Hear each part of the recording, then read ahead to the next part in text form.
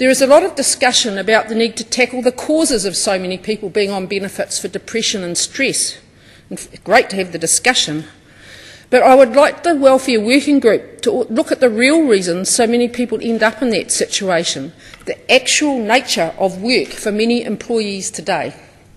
I would ask those who are in a safe, secure and well-paid job to try to imagine what it is like to be someone with children, working 2 nights a week in one job, 3 days a week in another full day on the weekend in a third job, all for the minimum wage of $12.75 an hour or just above, in jobs that are insecure, the shifts are changed constantly without you having any control over it, and bullying from supervisors and bosses often being a reality. Meanwhile, they're trying to look after their children, maintain a relationship with their partner if they have one, and pay the bills. A lot of workers are one payday away from catastrophe. If one thing goes wrong, the whole house of cards tumbles and a series of new stresses come into play: illness, relationship breakdown and ever deeper debt. Is it any wonder that so many people in our current workforce are stressed and depressed, with some of them ending up in the benefit system as a result? How about the working group seriously addressing this issue and making a few recommendations to government about what could be done to strengthen workers' rights on the job, to encourage steadier, more full-time employment, and to, for example, require employers to pay redundancy? And what is the reason for this new push to say that we can't afford welfare anyway? I believe we're manufacturing a crisis here. We're not, but the government is. The government has just given the highest earning people in this country a massive tax break, borrowing overseas to make it happen. That's the most recent budget. Businesses get subsidies constantly for all sorts of things. We provide our banks with a massive taxpayer-funded guarantee system. But there's no complaint there about those people being dependent on the state. So why is the government hell-bent on making savings from those in our country who have least already? And one of the most insidious things I've seen in the recent debate is the use of the disability sector's own language against them, with talk that an understanding of the disabling nature of our society means that those who are sick, injured or otherwise impaired better be ready for work, paid work, now or else. This is not to say that the state shouldn't be doing everything it can to help all beneficiaries who want work to access it, including those on the sickness and invalids benefits. It's just that this shouldn't be happening with the big stick of the withdrawal of benefit hanging over people who are often already having a really difficult time simply coping with their health issues and with everyday survival, and often trying to bring up a family as well.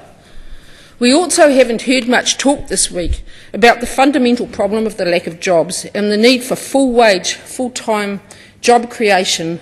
That's just to help people who are on the unemployment benefit or out of work without the benefit, who desperately need jobs now, much less increasing these layers of harassment on people, for example, with mental illness, with major impairments, whose lives are already incredibly stressed.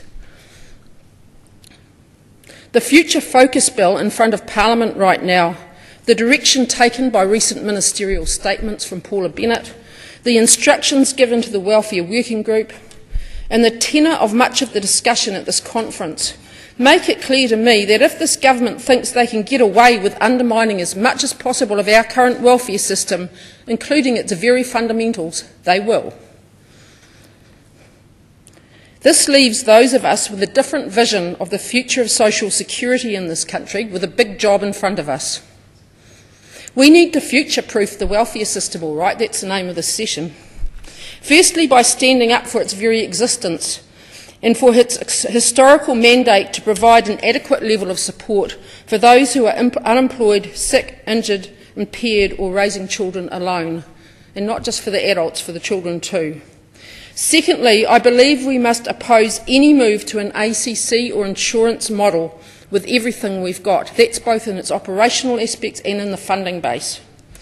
We need to educate ourselves and all those around us about the dire implications of such a major shift in the way we provide income support. Thirdly, I join with others here in calling for a major public debate about the way forward for welfare. The best thing about this whole welfare working group process, and I do thank you for opening up and having this forum this week, is that it has started a discussion which is badly needed in this country and has been needed for a long time. Fundamentally, what we need to do now is to use this period of debate about welfare to push for sweeping reform of the welfare system. We need to stop tinkering around the edges, throw out the Social Security Act 1964 and start again by creating an income support system which is fairer and much simpler to run. And some of those comments from the OECD yesterday very much back that up, actually. We can look to our experiences in this country and to learnings from overseas about what might make the best possible income support system for a country like ours in the 21st century. What could a completely new system look like? How determined are we to safeguard the role of the state in making sure everyone has a safety net for survival, not just some people? Do we think it's possible to transform the way welfare is provided so that instead of people being bullied, harassed and patronised, they are assisted in a professional, helpful way to achieve the best possible outcomes for that person and for their family? Is a type of universal basic income desirable or possible? And overarching all this, do we want a society in which the gap between rich and poor, whether in work or out of work, continues to inexorably widen, or one in which we actually redistribute resources so that fairness and equality and equity are paramount? As I said at the beginning, our social security system, like our government, is not just a business. It does have a values base. We do have choices as a society, and we must ensure that the government hears many, many views about values and choices in this debate, not just the voices it chooses to hear over the next 6 months. All of us who care about these issues need to be involved in looking at the way forward. I hope that those of us who see a different future for welfare than that premised by our political masters will continue to challenge and to intercede so that our voices are heard and so that we can help make the changes which are so badly needed. If we believe in a compassionate and caring society, we cannot afford to let our welfare system be captured by the agenda which has so clearly been placed on the agenda this week. Thank you.